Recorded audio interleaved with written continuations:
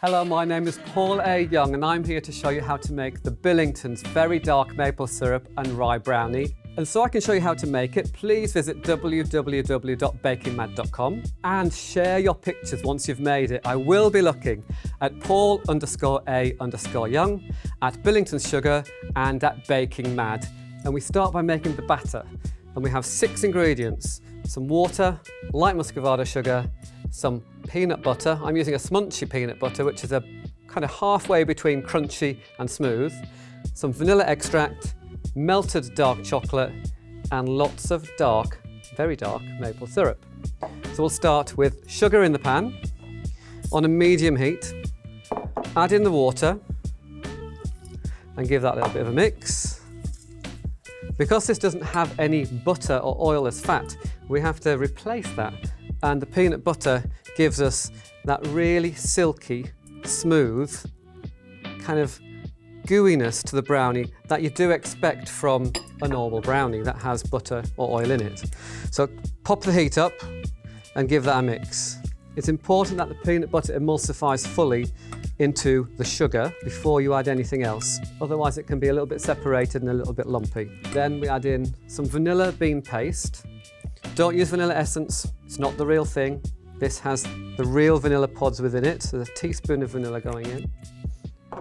Real chocolate in my brownies gives you the depth, the texture and the colour. So I've melted my chocolate here. 72% cocoa solid is this one, but you could use any dark chocolate that you like.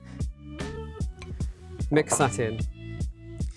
Now we didn't put the chocolate in first because that can burn in the pan. Adding the liquid first and the chocolate means the chocolate will just disperse through the batter and create this glossy, smooth finish to our brownie. This is the very dark maple syrup. Incredibly treacly, molassesy, fragrant. Pour that in. This is going to give the brownie the character, the flavour of the maple, which makes it stand out from other brownies because it isn't just by adding sugar. Now you take it off the heat. And what you should have is this beautifully glossy, really fragrant, chocolatey, peanut buttery maple batter. But if you can't have peanuts, you're allergic, or you just don't like them, use any other nut butter. I've tried it with everything: cashew, almond, hazelnut, and it tastes great with all of them. Now to add your dry ingredients. This will bind the brownie together. Light rye flour, some sea salt, which lowers the sweetness flavour in the brownie and makes it even more chocolatey, but doesn't cover up any of the muscovado sugar or maple syrup. A little bit of baking powder to give the brownie some lift because we have no egg in there to give it lift, and cocoa powder for depth of flavour, and they can all go in one after each other. So cocoa powder, a teaspoon of flaky sea salt, some baking powder, and then all of our light rye flour. And then mix this through. Fold it through. Don't worry about getting air into it. Our baking powder will give us the lift that we need from the mix. I'm just going to mix it in until we see that there is no loose flour left.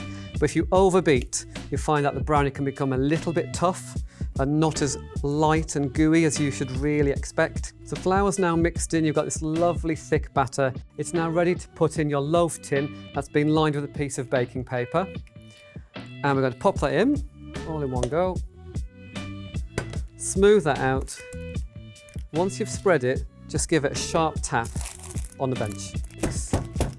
That won't knock any air out, it will just make it nice and even. It's now ready for the oven, 170 degrees centigrade, for about 20 minutes. We are 20 minutes into the bake. I've taken it out early. To make this even more gooey and brownie and indulgent like, we're going to add a syrup on the top. And it's a special syrup. It's using the amber maple syrup, which is this lovely golden liquid, which is, well, it smells like toffee basically. And then we're going to melt some dark chocolate into it. So pop them both in a pan, use a whisk, and just whisk around to warm it through until it emulsifies. So when the chocolate blends into the syrup and it's all one chocolate brown colour. And we're going to drizzle it over the top of the brownie. Cover the whole thing, go down the sides, and pop that back in the oven for for the remainder of the cooking time, and that will caramelise and go like toffee on the top, sink through and give that really, really authentic brownie finish. You've had to wait 15 more minutes, but it is worth it. Let it cool down fully, but don't refrigerate it. And we're going to slice it now. I am northern and we do a nice thick generous slice. And then the remainder of our maple chocolate syrup and make it even more sticky and mapley. There we go. And that's the Billington's very dark maple syrup and rye brownie.